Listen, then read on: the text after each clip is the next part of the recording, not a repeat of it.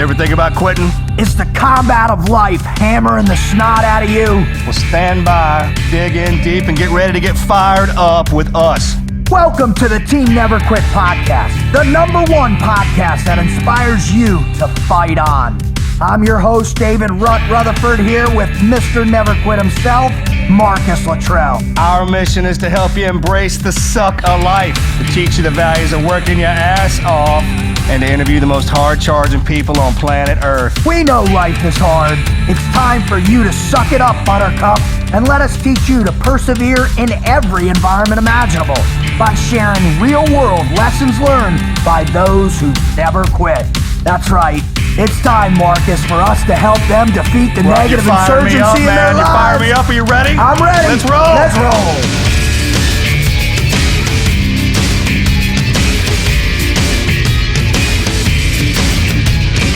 Dun dun dun dun dun dun dun dun dun dun dun dun dun dun dun dun. Dude, when I think what it's like to swim 2.6 miles, to bike 113 miles, and to run 26.2 miles, individually they each make me want to puke. Collectively, they make me want to smash my skull in with a baseball bat. But to do it 50 times in 50 states in 50 days, I want to detonate. How does that make you feel, Marcus? What, to detonate? I want to explode. Because just wrapping my mind around that paint, the pain in your feet, imagine the wear on your underarms from wetsuits. Just imagine that. How does that make you feel, Marcus? When we were talking about that, remember that, I mean, that's that race in itself, man. If you've never witnessed it go down in person or seen it and watched it, man, it is brutal. And when you were talking about 50, 50, and 50, most people think about the races part. Man, I was kind of like, man, remember, because when we travel so much to get from place, man, that's what gets you. And the in-betweens, right? That's about hard.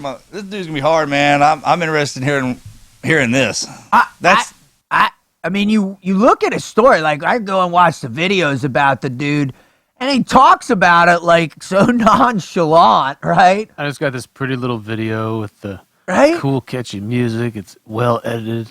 Yeah, like I can't wait to hear him talk about the blood. Makes you want to go do it. And the right. The video should show how miserable it is. Right? Fucking liars. That's what it is. They're a bunch of liars. How miserable this race is. Show how miserable it is on that video. Well, and you know who we have to thank for that misery that exists out in the world today? Do you know who's to thank for the misery of the triathlon? Who invented? Marcus, do you know? Who invented the Ironman? Do you know? Team guy, right? It was team guy, right? Yeah, team guy. Absolutely. There is no doubt in my military mind that a Navy SEAL... How do you know? So there are a bunch of dudes. If you go to Ironman.com, there's stories about it and how it was invented. And it was basically... It was a bunch of team guys got together with some civilian runners that they run with, and they started the first Super Frog, I think was the first technical name for it. And they said, hey, let's put all the hardest things together. And they started doing it. And it was like 10 dudes or something. And one guy, what was his name? Dan Hendrickson or whatever. Hold on, it was Dan Hendrickson, right? And this other guy, Collins, who was a non-SEAL.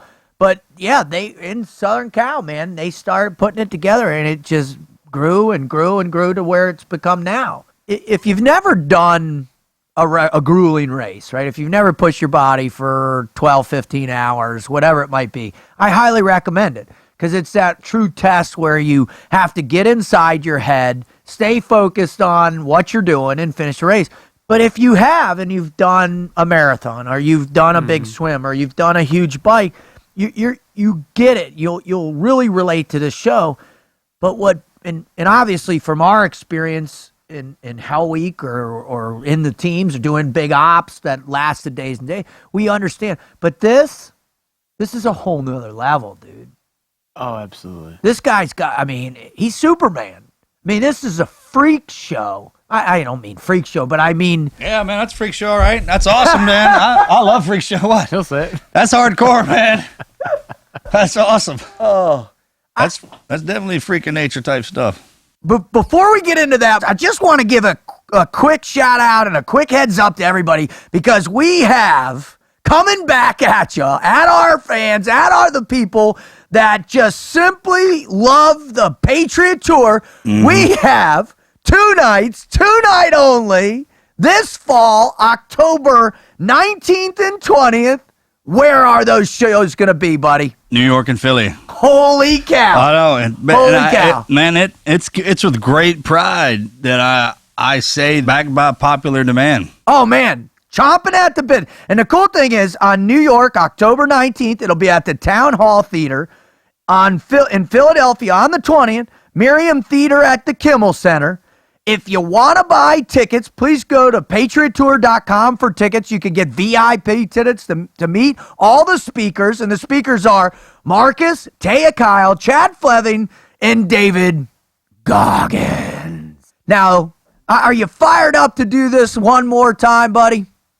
Oh, yeah. No, absolutely. We've been on a break. We've been on a little bit of a break, man. We went real hard in the paint last year. And I said, as a matter of fact, because the kids are back in school, and that's kind of the life I said, if we get New York and Philly, if those ever come across our bow, so to speak, I was like, I'll step back in the breach and I'll call the team up. And they did. And they got it. Yeah, we got it. So, that's great. So don't miss these shows. If you're in the area, you're on the East Coast, I don't care where you are, this is a phenomenal opportunity to see the Patriot Tour, perhaps one last time, to go see Marcus Luttrell, Taya Kyle, Chad Fleming, David Goggins, New York City, October 19th, and Philadelphia, October 20th. All right. So one of the interesting things that when I think, like, we had Dan Carnassus on and the guy, 50 marathons, 50 states, 50 days. And he did again, 50, 50, 51. And now his concept, he wants to run a marathon in every country around the world.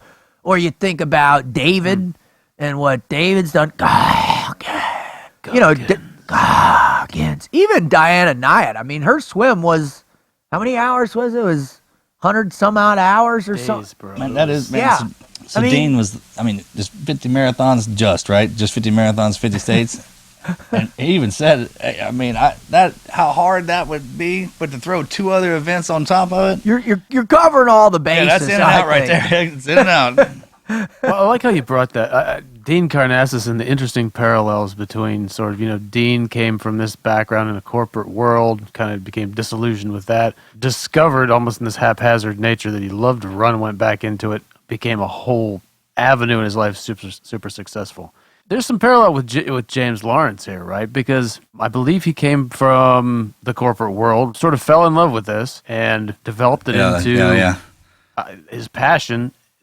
And one of the means that he did that, he's got more than the 50-50-50. Yeah, would you give us a little breakdown of what you got on him? Yeah, for sure.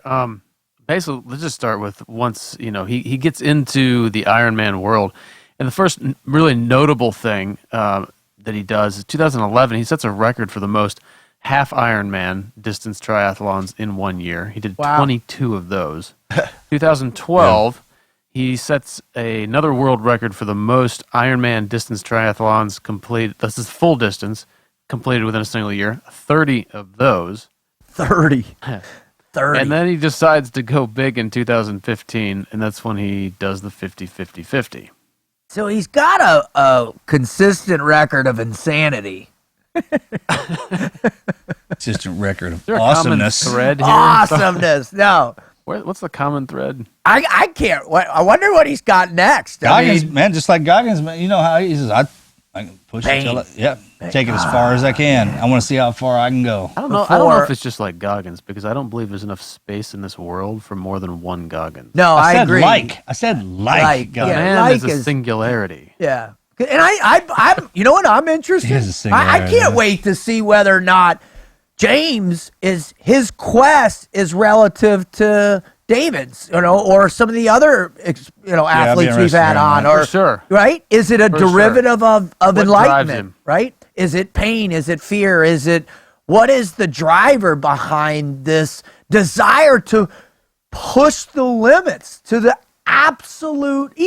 I guarantee you can't conceptualize how hard that's going to be. You just can't wrap your mind around it. There is no starting point of that pain. I'll tell you, when I walked into Bud's, and we didn't have nearly as much as they have out there now. They got a lot of information. But I walked in and I was so far off, bro.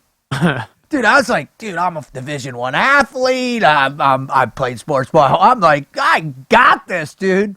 My first soft sand conditioning run in PTRR in class 205. Oh, dude. it was terrible.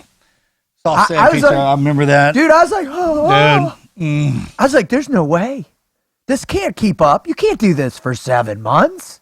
I remember I was like, I'm so excited to hit the surf for the first time. Then you hit it, and then You're like, like, all right. And then you start running. About 50 times. Yeah, you're bleeding down. It's not fun anymore. First day. It's horrible. Not fun. Horrible.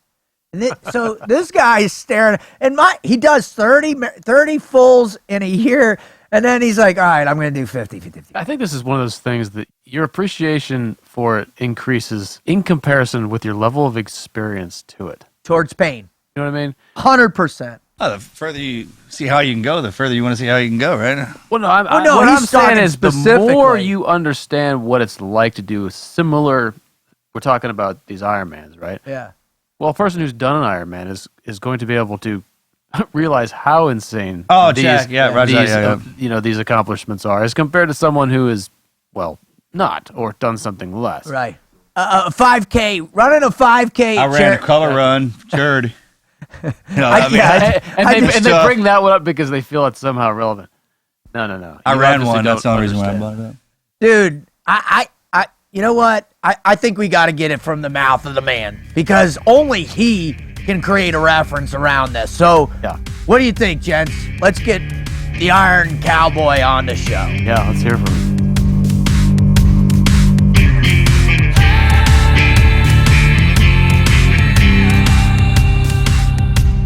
Marcus, I'm telling you, listen, I know you hate running. Mm-hmm. I know I hate swimming. Mm-hmm. But what the beautiful thing about this interview today and what's happening is that he understands pain, man.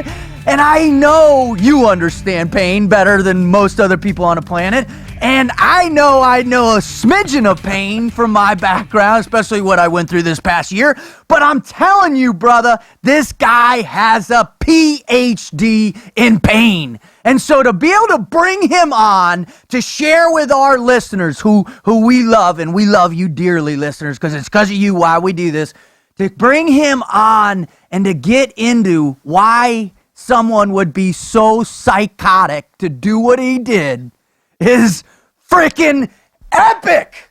Epic. It's going to be a good one. He survives in the same world that we do, that chaos and pain, and thrives in it. So Have you seen his Instagram feed?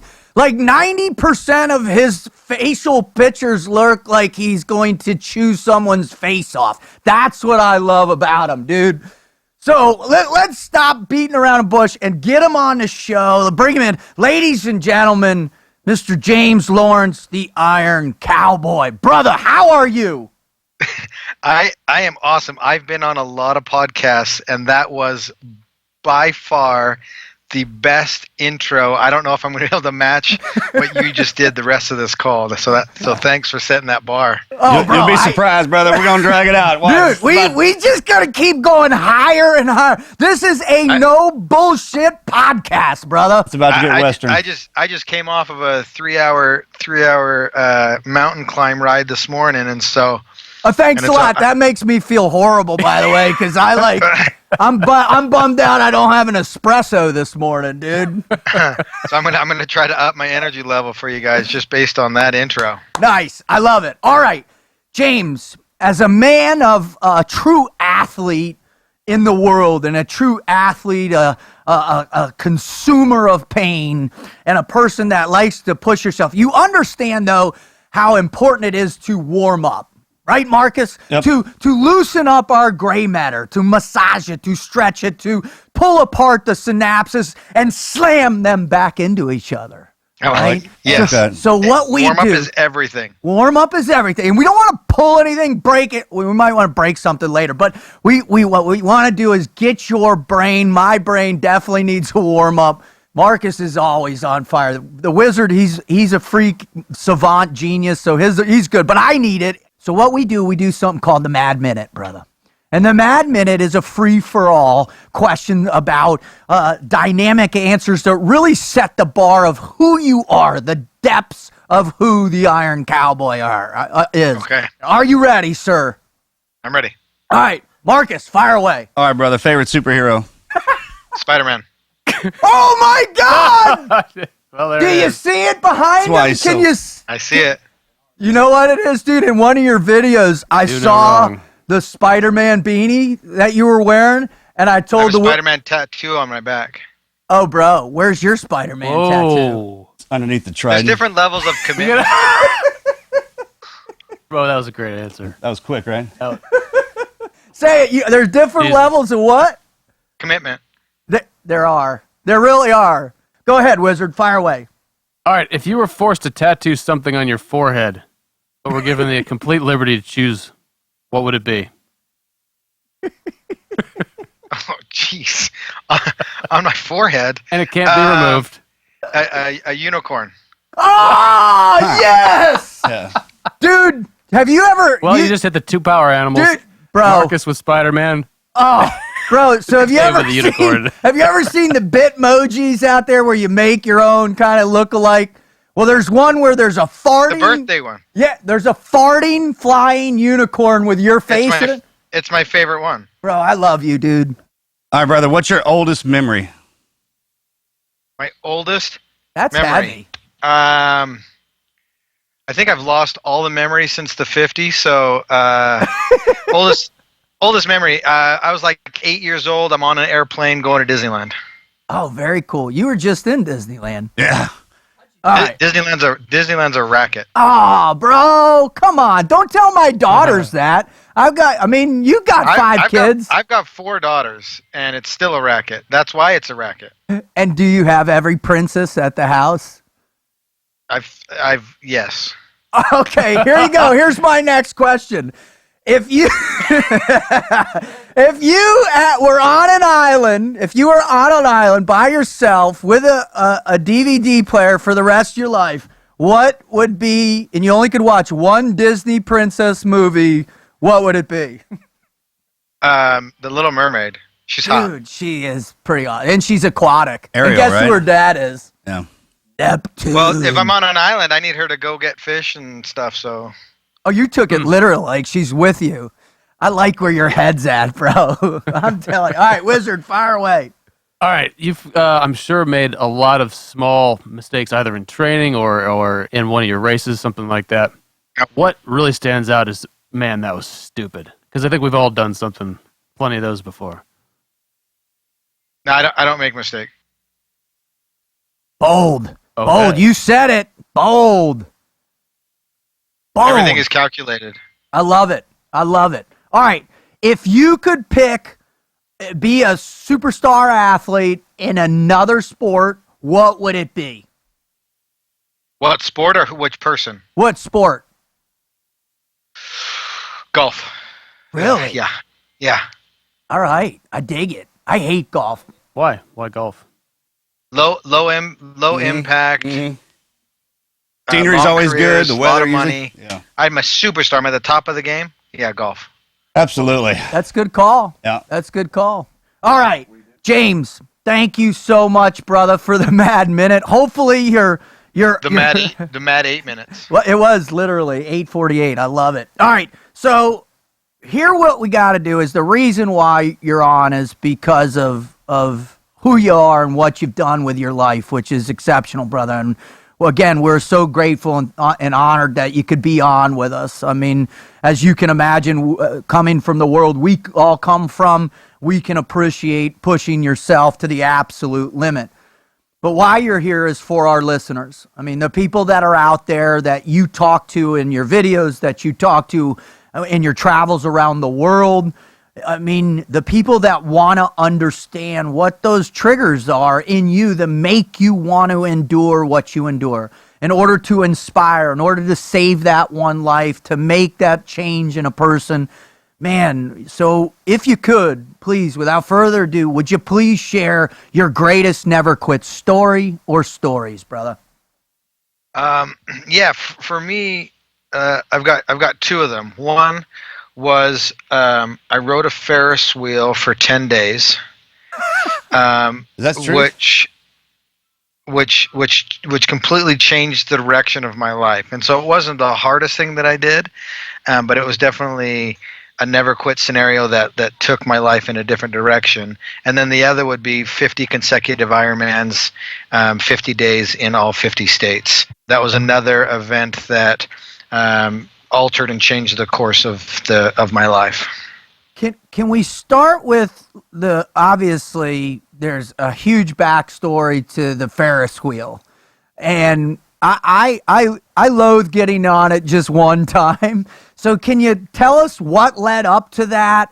What got you on it? Was it a bet, a dare? And then what organization would let you stay on it for 10 days? Yeah, I'm originally from Calgary, Alberta, Canada, and there's what's called the Calgary Stampede, and it's the largest rodeo stop, or one of the largest rodeo stops in the world.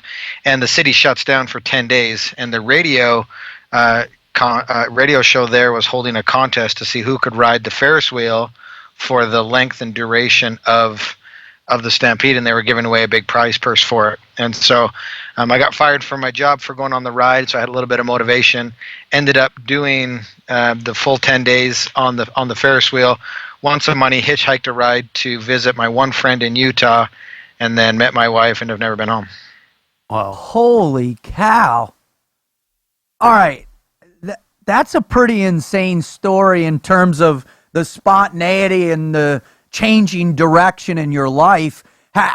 Is that how you grew up? Were you that kind of person always? Or do you believe it was just circumstance and luck that this opportunity presented itself? Yeah, I don't know if circumstance or luck is the right word, or even destiny, but I believe it's just the flow. If you're open to life and opportunities, and you allow that, the reason I think people get caught up or stuck in life is because they're too rigid. They're not willing to do adventures or different opportunities that they may not see as opportunities at the time. But I look back, and that was just kind of a flippant thing that I did that presented itself that made sense, but it completely changed the direction of where I was going and what I was doing. Who knows what I'd be doing if I even ended up in Utah had I not gone on the Ferris wheel. Who knows? I mean, you can't, and you really don't even have to think about it. That's the beauty of it. And one of the things, though, I want to tap into, and you mentioned this, the flow, and the people, we like to talk about that a lot. There's a brilliant guy at University of Pennsylvania. His name's Martin Seligman. He talks about the flow state within positive psychology, and that space that you connect with the greater energy around you, both cognitively, emotionally, behaviorally. Were you cognizant of that flow state at that time, or was it by getting off and just the hitchhiking? Did you realize that the adventure of life was waiting for you? And if so, who taught you that's how to live? Yeah, I'm a firefighter, and my mom was a dreamer, and I fall more into the dreamer category. But watching him work hard. And it's taken me a while to develop that, but I believe I have a good combination now of the two, where I've combined the dreamer side of things and the work hard side of things to put me where I was. But I'm also a person that is very present in the moment, and so to look, I'm both. I'm very present, but I'm big picture too. But in that moment, coming off the Ferris wheel, I wasn't looking at, this is changing the course of my life. It was just, today this is what I'm doing, and that's the next adventure, or the next piece of it, or whatever. I was just allowing it to do the course that it was taking. Very cool, man. I mean, we talk about that. Sure. Well, I was wondering about the 10 days up on the Ferris wheel. That's isolation's time to think, right, in your own head. Is that when all that spawned up to go in that direction? Well, again, while you're on there, I'm not I'm not thinking super long term. I'm just being present. But what's great about doing something like that, or even the long bike rides that we do, or the Ironman racing, it's just a really good opportunity I call them long conversations with yourself. Nice. And I think a lot of people don't take the time to have those conversations with themselves. Maybe because they're scared of what the answer is going to be, scared of the honesty or the, openness with yourself in those moments. But I take that time from the Ferris wheel, and then today 3 hours of biking in the mountains by myself. That's just great time to reflect and see, check the boxes and see what's going right, see what's going wrong. Yeah, that's what I was thinking, and you kind of nailed it with that. And what's going on is your perception is the same as ours, but how you implement it is just different. So you had the Ferris wheel, the long runs. Man, we have all that time underwater. Oh, yeah. You just kind of in your head thinking about what you are and the purpose of what all this is, really, especially if you do it for a long time. And I heard you say that the dream part. I say that same thing too, man. There's two kinds of people. I think there's the reality workers, right? They go in, doctors, lawyers, accountants. And I'm not saying that they're not following their dream. I'm just saying it's kind of that path is laid out. You know where you need to go to get to the end objective.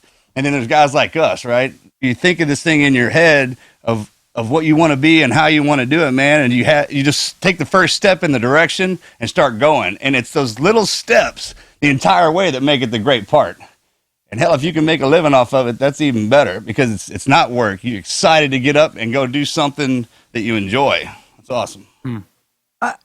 Before we jump into, obviously the 50 triathlons, 50 states, 50 days, I want to just pause 1 second and get your opinion and your thoughts on, because the grand majority of people out, like you said, are not having these quality, positive conversations with them. And I know you're a big positivity guy. When the general public, actually the majority, I would say, of public has a profound amount of negative speak that's actually, battling them in their brains. What are some concepts that you suggest to people to quiet that negativity and flip it into more positive dialogue for themselves, for the bigger picture, James?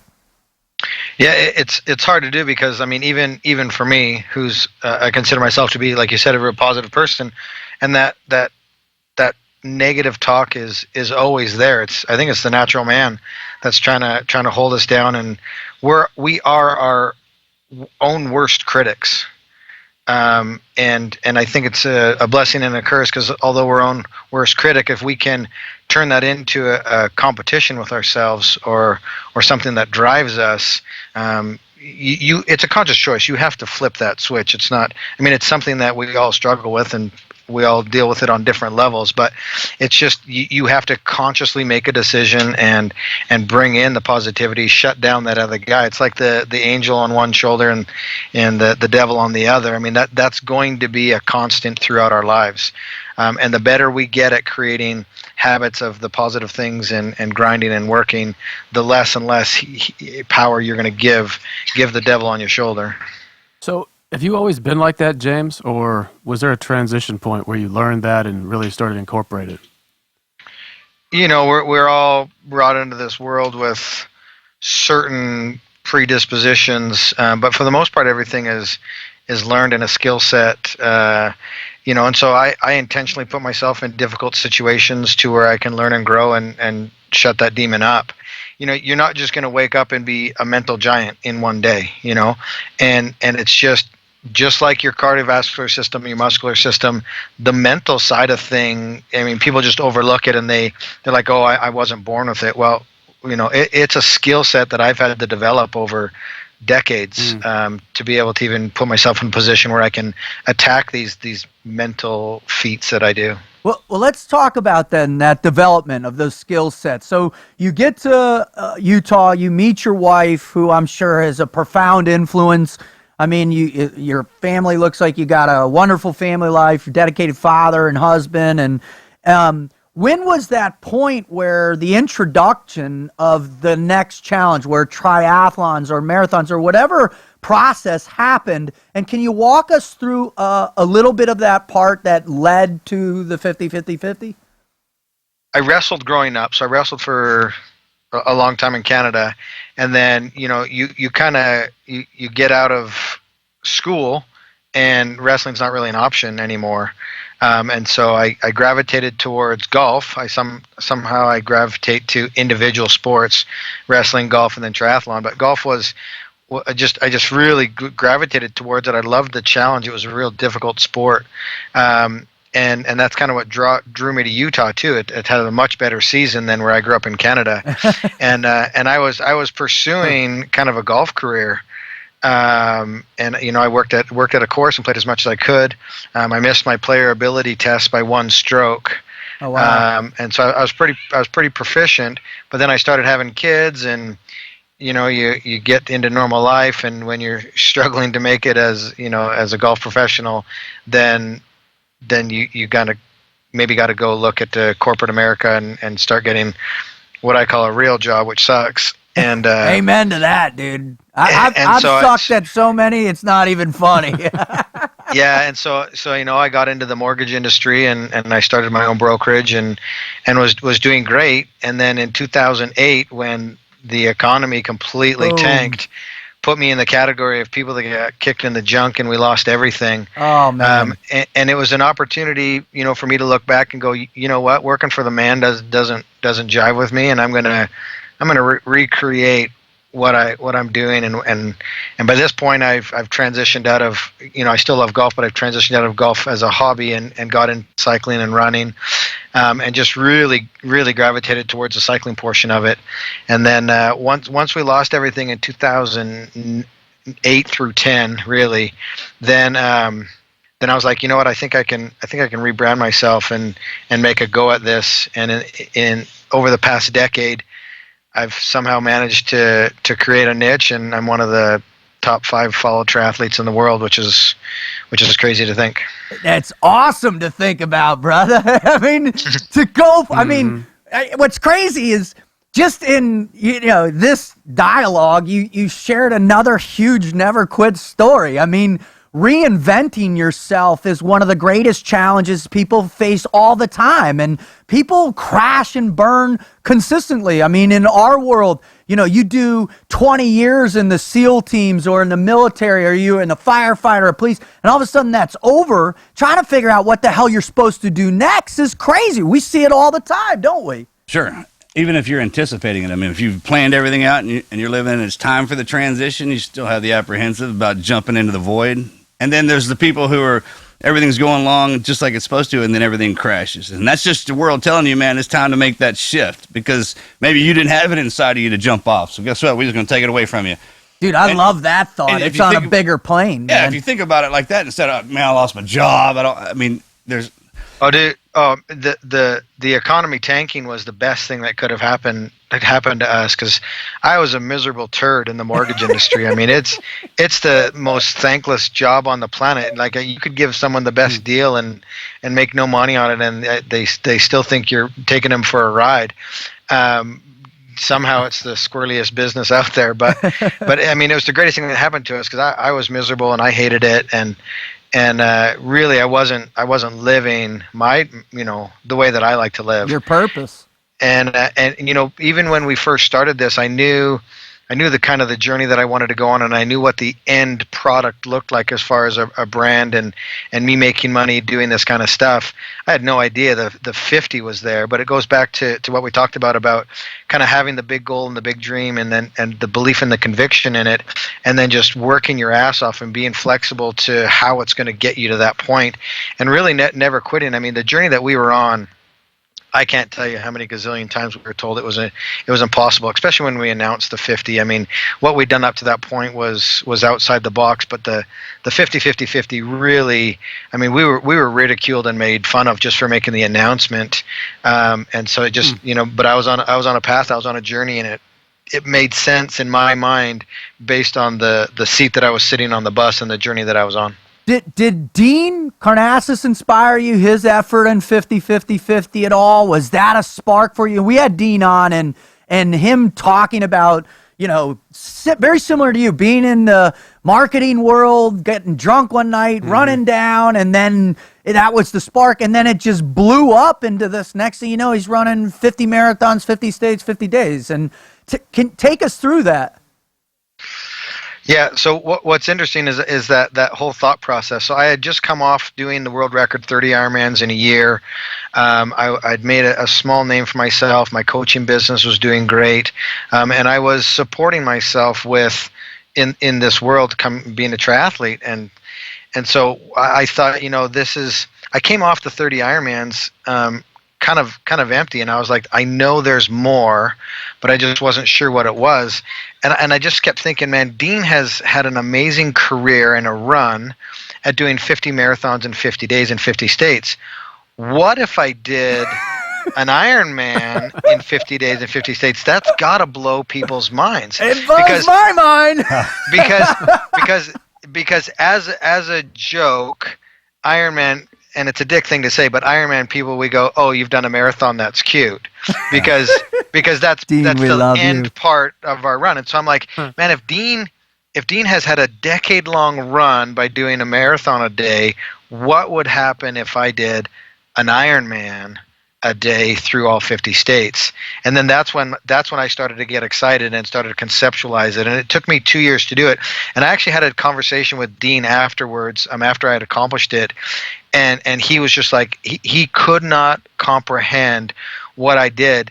And he was like, dude, we had a massive budget, $3 million budget, Dean did. And I had $0. What? We completely bootstrapped it. The reason we had no money is because 50 Ironmans in 50 days was such a big goal. Sponsors wouldn't come on board because they didn't want to associate themselves with a failure. They knew we were going to fail, and so they couldn't put their name on it. Nobody backed us. Very few people backed us with anything, and so we had to bootstrap the whole thing because we were the only ones that believed we could do it, and so we had zero budget going into it. That's awesome. My mind. Damn, I wish you called us. I believe it. Dude. Yeah, if you ever need a little positive, like, we'll get on the phone and be like, go, bro, we got you. Let's do it again. You're like, I don't have to do it. Hey, bro, we're doing it again. All right, you hate check it out. running, dude. You could, yeah, man. All right. So when you talk about it, what I love the most, James, is you talk about this we. I mean, there is no space in your mind, and you're the one that had to, feel that the madness of that. And I want to talk about it in a second. But can you describe the we and the buildup? Because I guarantee there had to have been one or two maybe times, even with you, you're like, I'm out of my mind. There's no way. One, there was never a moment I'm out of my mind. There's no way, because, and I talk about this from stage, you have to have 100, 200, 300% conviction, or it's not even going to come. And so people are like, did you want to quit along the way? And I was like, no, that was never an option. The panic button was never in front of me. Now, yes, there was moments where I was like, I need a minute. Like, just give me a minute to be a baby for just a minute, but then I'm going to keep going again. So it was never just a second, like, just let me cry right now. I'm going to cry. I'm going to bawl. It's going to be disgusting, but then we're going to keep going. I never had to be talked back in to doing it. And the we, I mean, and that's what, see, so that's what I think people need to experience and learn how to do. So like a prisoner of war or a war scenario, they have to survive. Amen. They can push beyond what is humanly thinkable because they're in a true survival situation. Now, and I have so much respect for anybody that's been in those situations, and I'm not comparing what I did to what they go through. But I think that the true, never quit is when you have that option. When I could have walked away 31, 32, 40, 41 at any time, but it was to do what you say you're going to do when you have an out, and then still do it. That's sick, man. That's sick. To realize that the panic and escape button is right there in front of you, and just I don't see it. It's invisible to me. It doesn't exist. And then the we, obviously. The first we is me and my wife. Nothing gets done without her support. She literally saved the 50 and the documentary breaks it down and the book breaks it down. And really, once you get into the nuts and bolts of it, you'll understand that Sonny truly saved this journey, because I got to the point where I was unconsciously conscious doing these, and I was no longer capable of making intelligent decisions, and she had to step in, and so many different things happened out there. And then the other two cats that were along this whole thing is we call them the wingmen, is Casey and Aaron. And these two guys, I tell you, they're unbelievable in the sacrifice and never quit. I mean, for perfect example is on day number 3. So in order to pull the 50 off, you have to start in Hawaii, you go to Alaska, and then you go to Washington to do the lower 48. Well, these two guys weren't with us in Alaska and Hawaii and Alaska. They met us with the motorhome and all the rest of the supplies in Washington. Well, they're super excited. They get out on day 1. They got my bike ready. They do this. They bike a portion of it with me. They run a portion of it with me. And then we finish the Ironman, and they go, oh, shit. We have to drive the vehicles to the next state. And so they instantly realized, and so did we as a crew, that we were so understaffed and undermanned. These guys' jobs was to and make sure that I was moving and functioning all day, and then also drive us through the night so that we could get to the next state. And that's not an easy driving. I mean, in the middle of the night when you're exhausted, that's 7 weeks, guys. 7 weeks of not having a day and a night and getting 10, 15, 20, maybe 30 minutes at any given point in the day. 7 weeks. You talk about never quitting and going all in for your team and sacrificing. That's why it's a we. There's no way this gets done without those guys. Dude, that is epic, man. That, I'm telling you, James, we talk about that all the time. We talk about when you're in combat and you haven't slept for 5 days, and and just the stuff that we've gone through, and knowing the guy to your right, the guy to your left, they're not going to quit. They're not going to give up because their faith in you, Marcus. I mean, you've been in the worst of it, bro. What's that feel like for you? Just what he says, it's not in your head that you want to quit, but you had that moment. And when he was talking about it was Thursday of Hell Week. We'd come out of med check, you drive for the first time. Yeah. Fixed to do around the world. Yeah. And I came around the corner there after the drying cages, and one of the instructors was standing there with the hose. He's like, "Oh, the trail, I was waiting on you. Come over here." Made me lean over, and while he sprayed me with the hose, and I was like, That's the biggest mind fuck. and I was just so mad. And then one of my buddies comes around the corner. He's like, "Latrell, isn't this great? This shit's almost over. Come on!" And I was like, "Yeah, let's do this, man." Right? That little dose, spark. And that's when people ask what the concept of the team or the friendship is. It's not what everyone sees, right? It's that little moment. And I talk about this all the time. The reason I have the friends I have is because they cover down. They have a strength that I have as a weakness.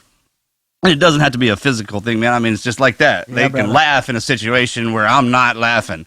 And man, it just drives you and propels you in a way that when the misery's on and you just kind of look over a little bit, and whoever it is just kind of standing there in that moment going, "Man, this is good stuff." And it reminds you, like, sure is. This is what I wanted. This is what you signed up for. I love that, dude. James. Well, it's amazing too. I mean, that's what these two guys were, and they were exhausted, and it's not like they were pissing and moaning the whole time. I present around the world, and in my presentation, I kind of describe guys were exhausted and working hard and have every reason to be grumpy, and then I bring on a video clip where we're in Montana on day 48, and it starts in zoomed in, and it's Aaron in a kayak paddling, and then as it zooms out, they strap the kayak to the top of the car, and they're throwing water on him as we're going down the road, and they're driving by me as I'm biking through Montana, and he's got his aero helmet on, and he's giving her hell, just in the middle of Montana on day 48. That's awesome. I've got pictures of these guys with coconut bras and skirt shirts. I've got them with the Wisconsin Badger. They lived in Speedos and paint, and they were just, these two guys, as exhausted they were, man, people would have had no idea how exhausted and tired and what those two guys went through for the team and to bring up everybody's spirits despite the hard work that they had to give. Well, that's what the exhaustion helps bring that on. Those great little hey, let's get the kayak on the damn top of the Those car. great ideas. That's a great idea. Yeah. And Dude, it I was always love it. Casey's dumb ideas, and Aaron was just like, hell yeah, that's the best idea I've heard today. Hey, why did we think of that in the beginning? All right. So, obviously, we are the product, right? Our path and our purpose is a product of how people support us and believe in us. And obviously, that in terms of how everybody else seemed to kind of stay away from your probable failure and, just having them. But at the end of the day, it's you have to climb back in that water. You have to get back on the bike. You have to finish with that marathon over and over and over again. Can you take us through kind of a narrative on some high points and low points that you figure will really benefit our listeners throughout that experience? Yeah, I think what people do is they quit too early, and I love the saying: if you're tired of starting over, quit giving up. I love it. And the reality is there was so many opportunities or reasons for us to quit or give up, and just a couple quick ones. I mean, day number 1 in Hawaii, we get pulled over by the cops in the middle of the night, told we had to stop, we couldn't be on that road, and that would have been the perfect excuse to not do 49 more Ironmans, Right. And it would have been we got to go back to the planning board. We instantly realized that this was going to take being solvers, and every question had an answer and every problem had a solution, and we just had to figure those out. And that's what the team got really good at, was always throwing out suggestions to problems until we came up with the answer. And there was a never quit until we came up with the answer to keep the caravan moving. And one of the best examples that I can come up with of not quitting and it be getting really real, day 18, we're 18 consecutive Ironmans into this. It's 106 degrees in Tennessee. I was so exhausted I could literally fall asleep in 3 seconds. And so when you lose concentration on the bike, you can fall asleep. And so I fell asleep on the bike at mile early on in the marathon. I fell asleep on my bike and crashed. Oh no. And so I had bad contusions on my hip. It started to swell up instantly.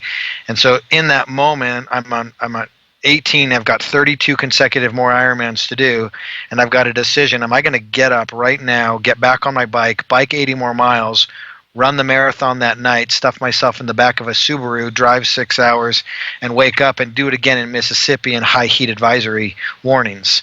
And so it's in those moments where you're like, how truly all in am I on what I've decided to do, and how strong is my belief and conviction? And it really came down to, what did I say I was going to do? Did I say I was going to do 18? Did I say I was going to do 30 miles into my 18th Ironman and then pack it in? Or was I going to do 50 Ironmans, 50 days, 50 states, and finish in Utah? You talk about beliefs, and you talk about conviction. You talk about your words and the weight of your words as it relates to your actions. Tell us about that belief system. Tell us about, where does it come from? Do you, in that moment, do you think about your children's faces and not letting them down? Are you faithful? Do you believe in God? Is it not letting your wife down, your teammates? Is it, where is that belief structure, and where is the foundation in it, and how does it push you through? Yeah, I'm glad you listed off like 5 or 6 things. And a belief comes from past experiences that make you stronger. So failures, other successes, things like that. And people that don't make themselves uncomfortable in past situations will never be able to climb the biggest mountain that's in front of them, because they've got no past experiences. When people set a big goal, it's awesome to have a big goal, but they have to have the proper time frame associated with that goal and respect that journey that it takes to get to the big goal. Because it just takes time, and the reason people fail is because they don't respect the time and the effort that it takes to do something. And like I said, I love that you listed off a lot of things right there, because everybody always asks or talks about a why. What's your why? and to have one why Nuts. is not enough. Because if your goal, your journey, your destination is truly big enough, if it scares the hell out of you and you're getting ridiculed and made fun of because of what you're trying to accomplish, you need to have a bag of whys, like this bucket that you have filled up. And for me, 99% of the time, my kids, my wife, my family, that's big enough. But it got real enough on the 50. I pulled that out and I was like, yep, I'm good. And I had to pull out another one and another one. I've got all my 5 kids, and I've got my wife, and I've got all the haters online, and I've got this, and then, I've got 30 Ys stacked up, and I'm like, man, I'm close, but that still ain't it. And then I pull out the last one, and it's like, because I said I would. Cool. And I'm like, yep, okay, let's go. And then all of that together, and my word, then we get back on our bike and we keep going. I love it, man. Yeah, I mean, I think a lot of times when people ask why you do this and what drives you, initially we throw that stuff out so they'll kind of have an idea of God and country. how important that is to them, and that's kind of their relation to it. And it's funny, man, as you go through those trials and tribulations and you come through on the other side, if you learn to adapt and suck all the good and the bad in and take that with you. I mean, everybody wants to just remember the one part or the good part or the bad part. You need to remember both of them and learn the lessons from each. And then it gets to a point when you're talking about running 50-50-50 or climbing a mountain, when you're standing in front of it, all the white noise is cut away and your only existence is to get this done, right? I mean, I can't go anywhere else. I can't do anything else. This is what I have to do. And I don't care if it's taking a shower or climbing a mountain, you're all in. And that goes to the point to where the value should be in yourself. Everything that you have, because everything else can be taken away. Your clothes. I mean, if you show up and you want people to think you're a badass because you got a cool ride and some clothes and stuff like that, well, what happens when all that gets taken away from you? Who's standing in front of you? Like when you wake up in the morning, man, you look who's standing naked in the mirror. I mean, that's kind of what you are. I love it. Everything else is added onto you as experience, right? I mean, you're the machine. You're the weapon. You strip away all of Conor McGregor's cars and clothes, that dude's still a badass. Yes, baby, he is. All right. I want to touch on one more physiological component of, the massive feat that you did. Obviously, sleep deprivation and the cognitive disassociation that happens, for us, we feel it really at that, that 50, 55 hour mark. It really starts to where you can't associate, but you're on that consecutive 7 weeks has got to be a phenomenon that I wish some scientists had actually studied you and got to do some spec scans on you. Can you describe that feeling to us when you really started feeling it? You probably no, I don't remember any of it. Exhaustion hit on day 4. Wow. Just because, so logistically, you got to start in Hawaii. And in order to make it from Hawaii to Alaska on time, you have to do the first Ironman starting at midnight. So you can't go to sleep. So you're up for 24 hours, and then you start your first Ironman. You get on a commercial airline. You land in Alaska at 6 in the water at 6:30.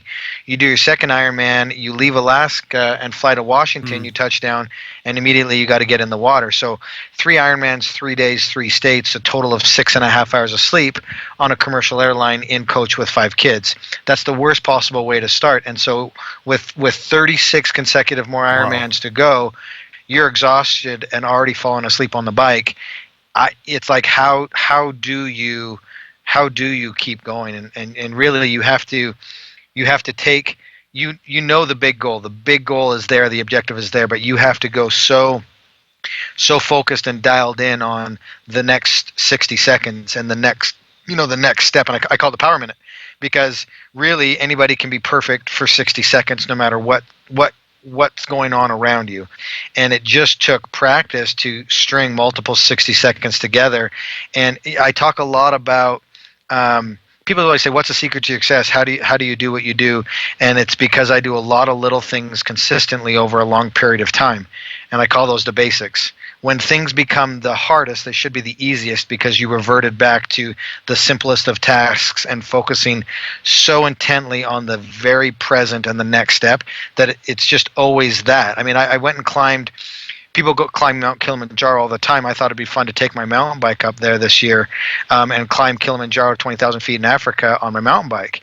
And when the mountain air starts to get thin and the boulders are in front of you, and it's taking everything you have, you start celebrating 3-4 foot gains where you have to rest. I mean, a 10-foot section was a massive victory that we would cover, and it was just focusing no longer at the summit and the peak of the mountain, knowing that was the goal, but I'm focusing on how do I turn my pedal one stroke so that I can do the next stroke so that I can go 10 feet and have a little celebration victory in that moment. I love that you bring it out. And our last recording session, we had Andy Stumpf, who's a former SEAL, Dev Group operator, who has 2 world records for longest distance traveled, free fall, highest altitude. And he talks about success in these inch by inch incremental improvements, right? And it relates to every aspect of his body, but he only really was able to validate that through his experience in the teams, in combat, and his other exploits that he's doing now. So as you have completed this again, and I don't want to. I hope the listeners, you're really paying attention and trying to stretch your imagination to understand the magnitude of James's effort, man. It's insane. Yeah, How crazy, do you man. take that inch by inch now, post life, and how do you share that concept in the way you are? Yeah, for me, everybody always asks me what's next.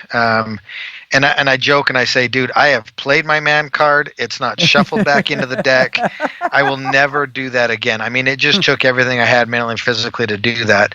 And I just have no desire to find another level of physical and mental limits. And so really the what's next for me is going out and like right now I'm booked between now and May. I'm booked in 20 countries to go speak. Awesome. And that's what's next is you asked how I share that is I tell my story or how I quantify it. I just share my journey and people go, okay, I get that. I don't get it. I don't get it, but I get it. And I can take a piece of what you experience and I can put that into my life. And I always laugh because when I talk to the head of a corporation or something, they're always like, what's your core message and what's your top 3 reasons that's going to change the course of our corporation? And I'm like, dude, listen, every single member of your audience that's sitting there right now, let's say there's 500 of them, they're all on a different, unique journey. And if I come in with a canned 4-step bullshit, then I'm going to miss half the people because they're not ready for those 4 steps. But if I come and I share my journey with passion and with, from my heart, and what we went through and what we experienced, and I take the audience on a journey, then I'm going to impact every single person there because they're going to be able to pull a different part of my story and relate it to what they're currently doing. And so I would rather impact the entire audience than just a section of them. And so that's really what's next for me and how I go out and I'm trying to make an impact as I go. And I just, because of the magnitude of what we accomplished, it's having a definite impact and people are getting a lot from it. And I'm completely humbled every single day. And every time after I speak, the messages that come in of how and all the different ways that we were able to impact an audience. And so it's a lot of fun. It's super gratifying. And it just makes me want to continue this next chapter of what we're doing. I love that, Absolutely. man. And, because it's so awesome. We talk a lot about this. And you look at the 3 of us, right? And the 3 of us have basically, we were operators. We were in the special operations and then that ends, and then there's next. And now, Marcus is obviously what he's gone on to do, with the book and with the movie and what he does speaking now and some of the other things he's involved in. And I do something similar to that, and the Wizard is still working. But, it's that next, finding your purpose through purpose and allowing that one passion to evolve into something greater. And one of the things that really stuck with me in watching a lot of the stuff that was available on you out was this concept of saving one person. The concept, if you can elicit change in one human being to do something to improve on their physical health, their mental health, their emotional health. Why is that so pivotal for you, James? Yeah, because I mean, I just see the massive ripple effect. I mean, even with my kids, my main goal and objective is to make sure that they learn these hard lessons and become contributing members of society, because who knows what those 5 are going to do and the impact that they're going to have. And now I have an opportunity to do that on every stage that I stand on. And it's just like one of the first things I get up and I say is, I'm not a motivational speaker. That's not what I'm here to do, because I hate motivational speakers. I think they suck. And because what it does is a motivational speaker will motivate you and it's a fleeting thought and then it goes away and you don't know what to do. I want to be an empowering speaker, meaning I've empowered you to take action. I've inspired you to the point where you're empowered to actually do something about it and make that change.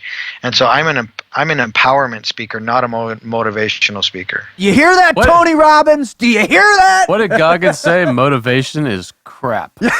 Yeah, we've got, I don't know if you know David Goggins. He's a big ultra athlete runner. He's a buddy of ours. He came on and he calls it flat out. He's like, motivation is crap, you know? I own mine too. totally. I'm not a motivational totally speaker is. by trade. What you're getting from me is perspective. I dig it. That's it. I dig it. And that's a hell of a perspective, by the way. No, when you were talking about, and I imagine you're the similar to me. Is you probably get up on stage and dude, you throw down like it's real, and the things that you've gone through, and then you allow that to resonate with the audience. And you're not trying to motivate them. You're trying to tell them something personal to you that has impact, that'll instill a change in them. It's probably, you're the same. You probably get a lot of emails where people are like, I did this because of your experience. Thank you. yeah, I just can't, man. I'm still. It's unbelievable to me that people want to listen to what I have to say. Like, I'm man. What you've done, I've listened to this the whole time to you talk, man. Just kind of going through my head of each one, what all that means, man. Just to kind of gobble that down. I still haven't got there yet, man. It's going to take some time. I mean, it really is. James, what you've embarked on. I'm sorry. And the great part about when you get up there and you speak, like, I don't have any PowerPoint presentations or anything up there, man. You're getting it. And I tell you, I say, hey, look, man, I'm going to start from the beginning and tell you how I got right up here on this stage. And when I go through those lessons, you're right, man. You're not dealing with an emotion. Like motivational speakers, they tell you what motivates them, right? And they get that emotion up there. When I'm on there, you're dealing with different people. Like I'll crawl through my head all the way up to them up on that stage, man. And that's exactly from what I'm gathering is what you do, man. If you can see the emotion, and the best part is they're looking at you going, man, we're all human. If that guy can do it, I can. And when I go out there, man, I just try and tell people that the difference between me and you is a half a degree. That's it. Because I was the weakest. I wasn't the smartest and the fastest. I love life. And I didn't quit. Yeah, I just kind of turned my head in the direction that I wanted to go and just put one front in front of the other, man. And if you can break it down like that, like you can, like if you can go through those steps and relate to people like, man, I know you're looking at me now and I did 50, but God, dog, I had a problem with a push-up back in the day because you're talking to everybody in the audience. They're all in the different stages of their life, just like you said. Some are more advanced and will understand the heavier stuff that you throw out. And then there's people that don't get that heavy part, but they can relate to the earlier portion of it, man. And it's if you can trap them in kind of in your life in that funnel, and they can take stuff away from that. Absolutely, man. You're doing a great job. It's interesting. People look at the 50 and that's the only thing they know me for, and they're like, well, you're a superhuman, and it was a Herculean feat, and they don't realize that a decade ago I struggled to finish a 4-mile fun run with my wife. Wow. When I finished the 50, I had scientists and universities and genetic testing and all of that. They wanted to test what made me different, what made me special. And I was like, hell yeah, test me. Tell me why I'm super. When I got the results back, they were like, dude, you're you're white Canadian, and they're like, you're totally normal. There's nothing in any of these results that separates you from the average guy next door. And it's a great message for my audience, because it makes them realize that you can't measure and test what's in your mind and in your heart. And you just can't test the never ever quit attitude and the resiliency and the grit, the grind, and tough love and hard work and labor. And you just can't test any of that. I mean, Shaquille O'Neal, he was born to do basketball. That Biles chick was born to do gymnastics. Michael Phelps was born to swim. They happened to find their sports. Dude, I wasn't born to do triathlon. I mean, it's the worst fits, like especially endurance racing for me. I mean, I'm not built to do that. I just love it, and I'm stupid, and I never quit, and I've been able to build an entire brand, and my life has completely changed because of it. And so I hope that's what people get from this is you don't have to be genetically different. You just have to never give up and keep pushing and taking things to the next level. I talk about never. You want to compare yourself to others initially to get yourself a bump and a kickstart, but then you want to set your own bar and expectations and really go above that, because as soon as you start comparing yourself to the standard of what's normal, then that's what you're going to achieve. You need to go beyond what people say is the standard of normal or the standard of excellence, because that's when you truly find your mental and physical limits. When I came out of the gate, there's a race called the Epic 5. They put the word epic in front of it because it's 5 consecutive Ironmans in 5 days on 5 Hawaiian islands. Well, that would have been cool to go double that and do 10. That would have been epic times 2, right? No, that's not what I was capable of. I truly thought I was capable of 50. And so when you set your own bar and your own expectations and then apply the never quit attitude to it, that's when you truly find what you're mentally, physically, and spiritually capable of. Amen. Absolutely. I mean, people are born special, and if you're not born special, then you can be trained, right? Yep. Dude, James, man, I'm sure as our listeners are traveling on this road with us on this show, your words are going to resonate with them. And I think the greatest thing that they can understand is that there is a feat in all of us. It's just what you're going to set your mind to and what you're going to accomplish. I'm just so thankful and honored that you chose to pick our show to come on to help spread your message, brother. I think the profound nature at which you approach life is really powerful. It's going to benefit a lot of human beings that are following us, and hopefully, they're going to start following you too. So where can our fans, our listeners, follow you and become a part of your journey and keep learning from you, brother? Yeah, thanks. I'm active on social media. My biggest platforms are Facebook and Instagram. On Instagram, it's Iron Cowboy James, and on Facebook, it's Iron Cowboy. And if I can do a shameless plug, my new book has come out. It's called Redefine Impossible.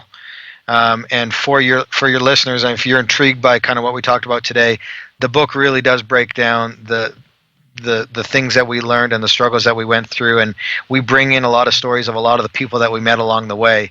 And I've set up a discount code, Never Quit, to get a discount on the book. If you just go to ironcowboy.com, use the discount code Never Quit, and you can pick it up, and hopefully it'll impact you and put you on a different or better path than you're currently on. Brother, I'm buying it today, man. Absolutely. James, We'll spread the word. Thank you so much, brother. God bless you on your journey. And if something awesome happens again in your life, or you just feel like coming back on, let us know, because I know you have just so much more to share and to give for our listeners. So, man, thank you, and God bless you, bro. Awesome, man. Thanks, guys. Yep. Bye.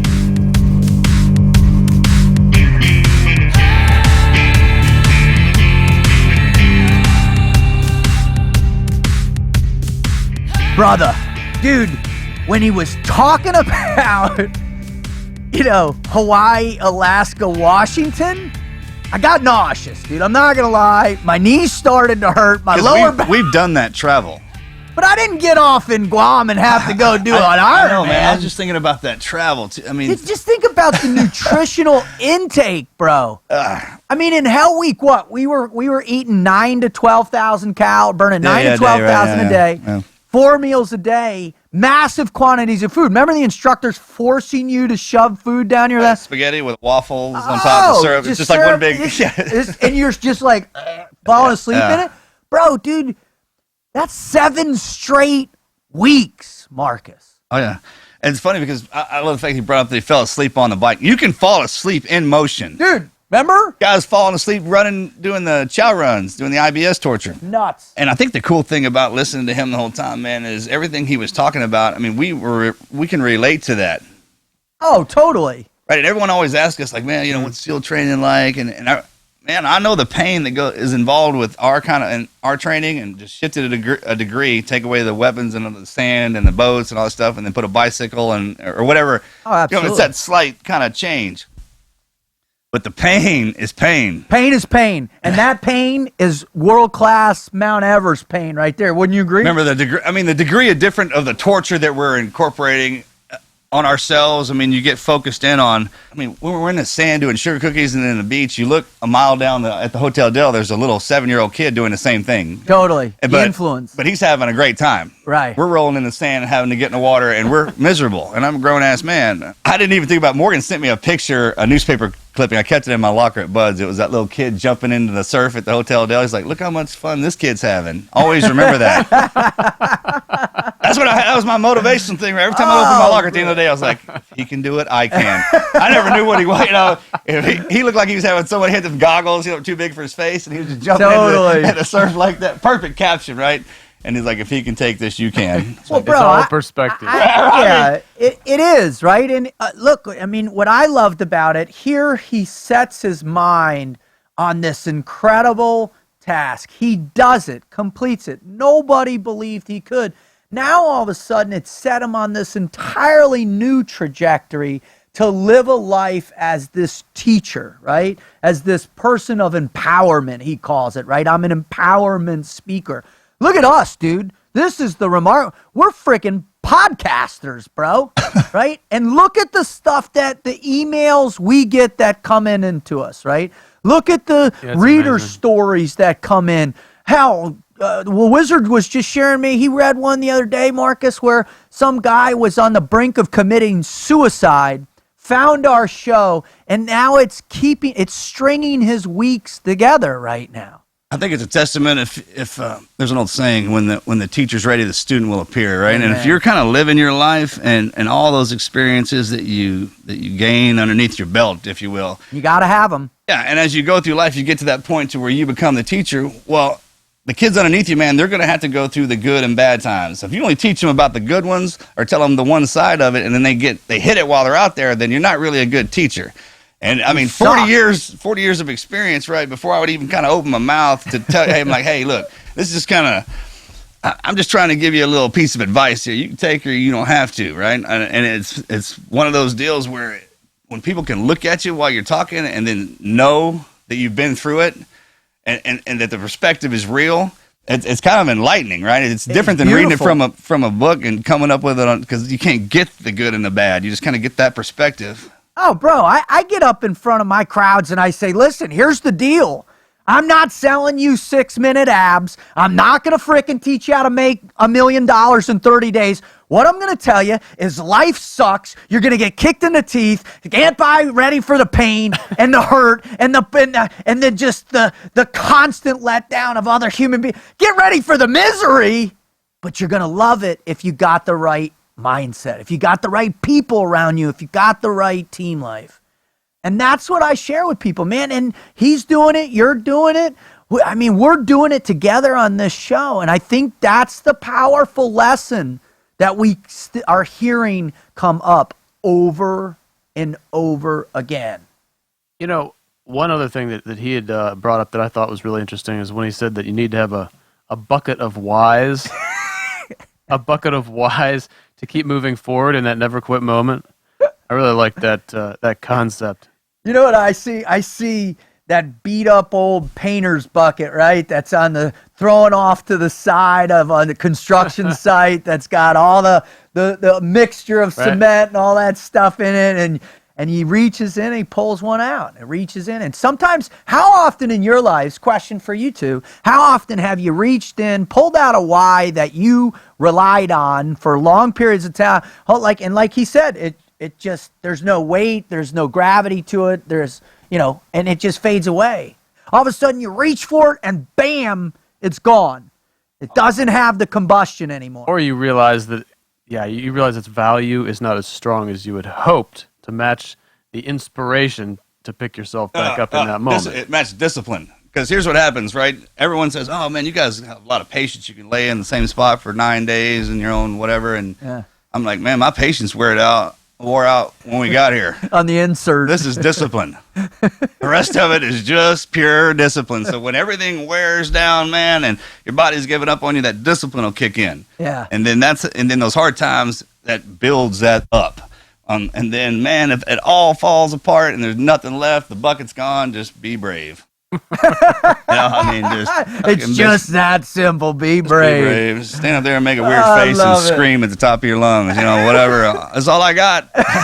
Be brave. All right. Well, we're going to end on that note. Listen, thank you so much for coming to the Team Never Quit podcast with me, Marcus, and the Wizard. Listen, this is truly our passion in life. This is what I believe as God has tapped us on the shoulder to do, is to bring people like James Lawrence on, the Iron Cowboy, to share his story with you in the hopes that you will hear something, some nugget, some piece of that story, his narrative, his life, that will empower you to get up and start your 50-50-50. That will empower you to start you down the path of your military service or your dream job, or to walk away from the misery and monotony of your own life and get into something that empowers your purpose.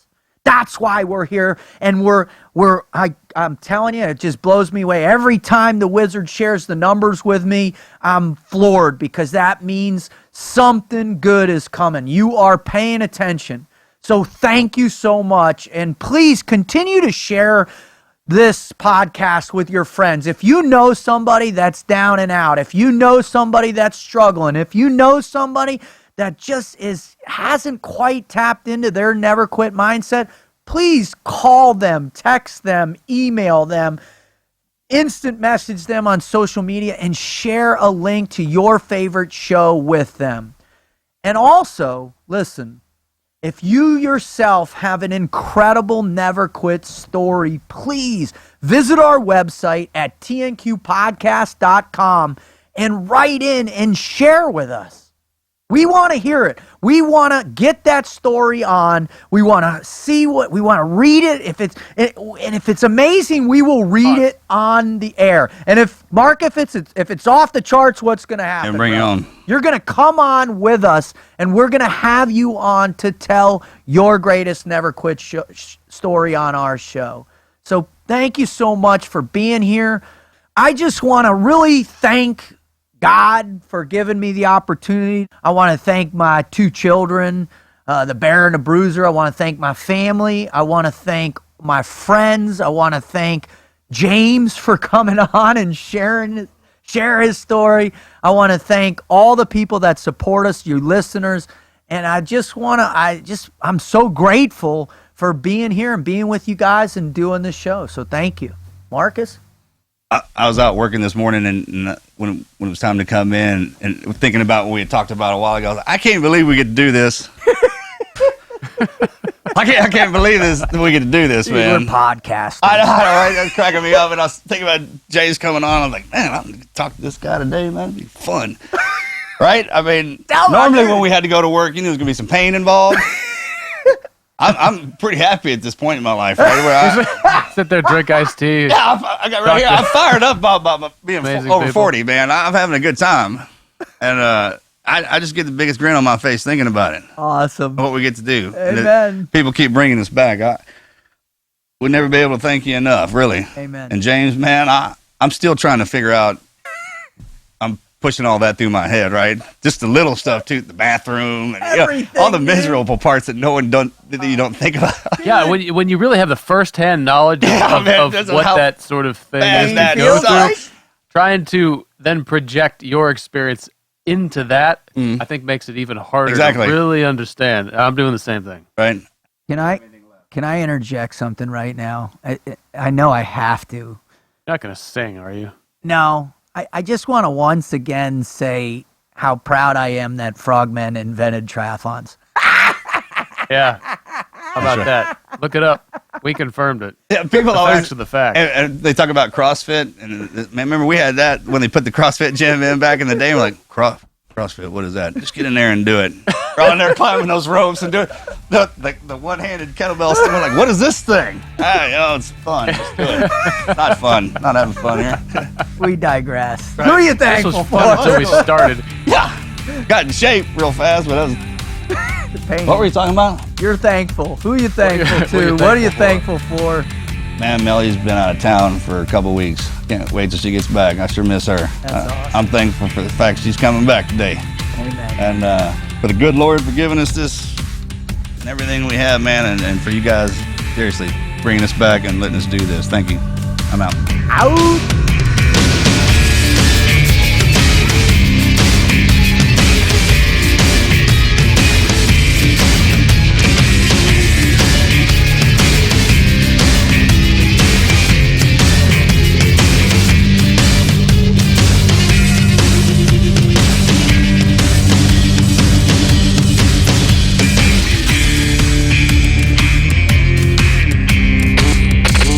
Never quit. Team Never Quit. Team Never Quit Radio.